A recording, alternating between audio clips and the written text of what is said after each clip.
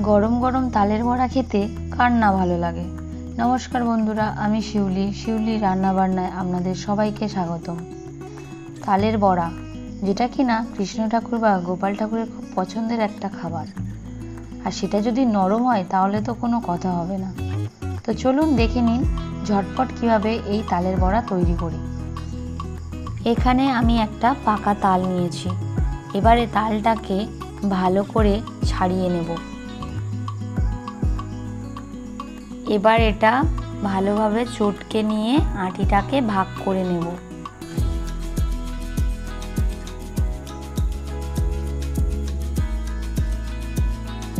এরপর আটিতে একটু জল মিশিয়ে তালের গ্রেভিটা বের করে নেব।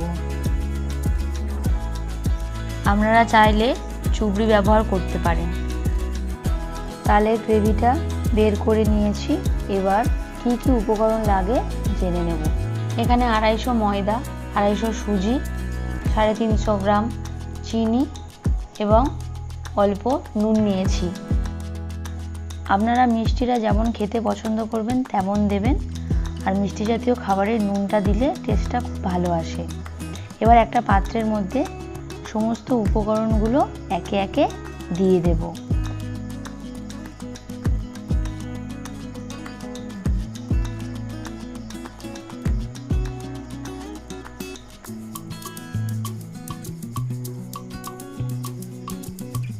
আর অবশ্যই তালের গ্রেভিটা দেব, যেটা ছাড়া তালের বড়াটা অসম্পূর্ণ।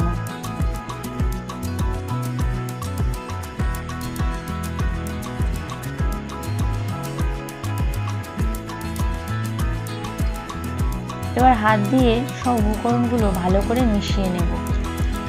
আপনারা চাইলে অন্য কিছু দিয়েও মিশিয়ে নিতে পারেন। এবার আস্তে আস্তে অল্প জল দিয়ে মিশিয়ে নেব।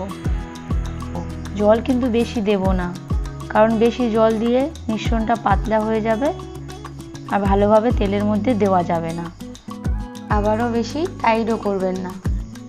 দেখুন স্ট্রাকচারটা কীরকম হয়েছে, খুব পাতলা হয়নি আবার খুব শক্ত হয়নি। একটা কড়া গরম করে তার মধ্যে কিছুটা সাদা তেল দিয়ে দেব।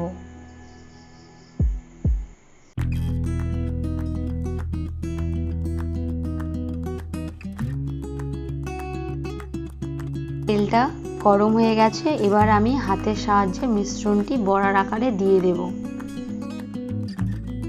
আপনারা চাইলে ছোট করে বড়াটা দিতে পারেন অথবা বড় সাইজের দিতে পারেন।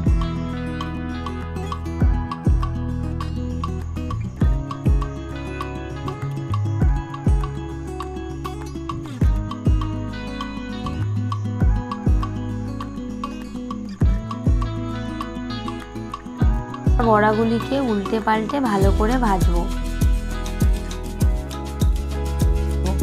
যতক্ষণ না বড়াগুলি কালার আসছে।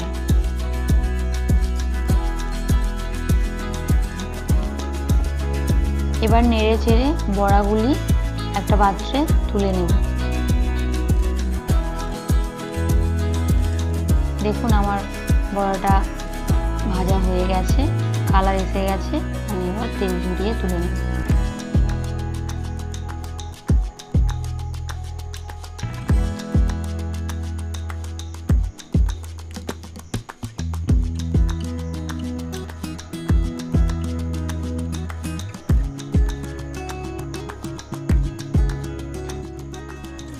ওই একইভাবে বাকি বড়াগুলি ভেজে নেব।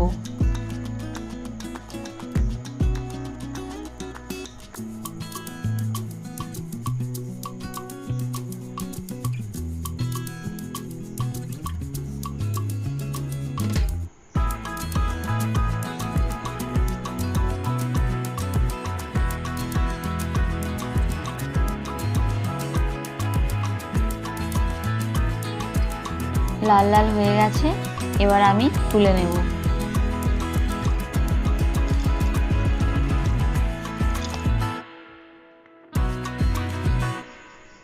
তালের বড়াটা দেখতে যতটা সুন্দর হয়েছে, খেতেও খুব সুন্দর হয়েছে। বাইরে থেকে যতটা মুচমুচে, ভেতর থেকে ঠিক ততটাই নরম। এই তালের বড়া করার পদ্ধতি যদি আপনাদের ভালো লেগে থাকে তাহলে বাড়িতে অবশ্যই একটিবার ট্রাই করতে পারেন।